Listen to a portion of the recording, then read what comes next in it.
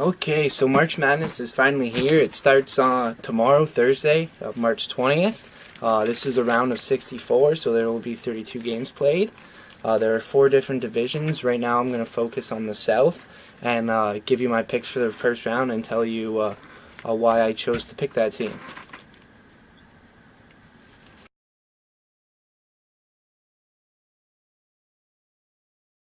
So for our first game, we have first seed Florida playing 16th seed Albany. I'm going to go with Florida on this one. Obviously, they're first seeded for a reason, and not once since the tournament began with the 64 teams being ranked has a 16th seed ever beat a first seed. So obviously, the odds are in my favor just to choose Florida.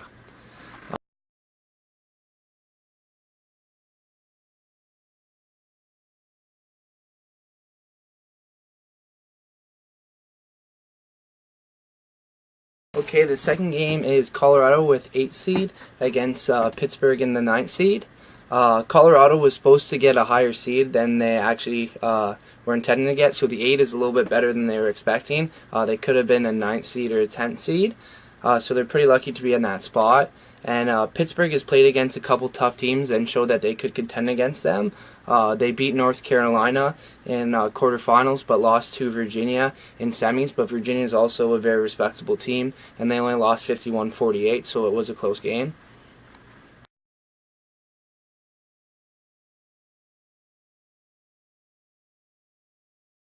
First seed UCLA against 13th seed Tulsa.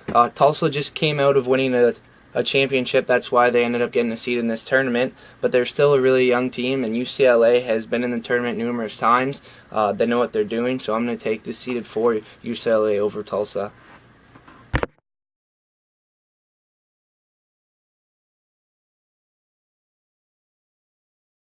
VCU and Stephen F. Austin. This is the 5th seed with VCU, and Stephen F. Austin is ranked 12th. However, this game has gotten a lot of attention. A lot of people think that the 12th seed Stephen F. Austin will take VCU. There normally is at least one 12th-seeded team that beats the 5th-seeded team in first round, and because this one's been getting a lot of hype, I think I'm going to go with a little gamble and go with the Stephen F. Austin to take VCU.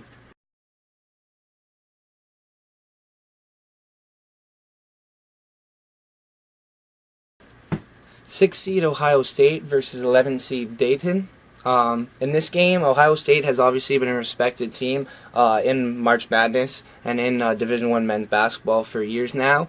However, they've lost a lot of their players, a lot of their top players. They still have Aaron Craft, who is one of the top point guards, but I don't think they'll have any trouble against Dayton. They've only been alright throughout the season, good enough to get themselves in the tournament, but I don't think they'll make it out of the round of 64.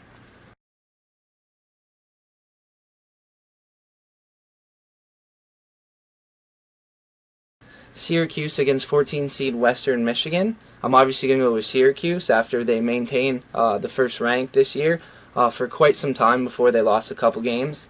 Obviously, Canadian born Tyler Ennis I'm a big fan of, and I think that they'll be able to take it over Western Michigan in the first round.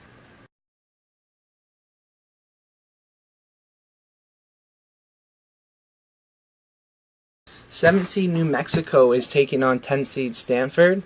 Now, New Mexico has played a couple of the top teams, even defeated the 4th seed San Diego State. So I do think they've already proven themselves to be an elite team and to merit the 7th seed. So I don't think there'll be any upset right here.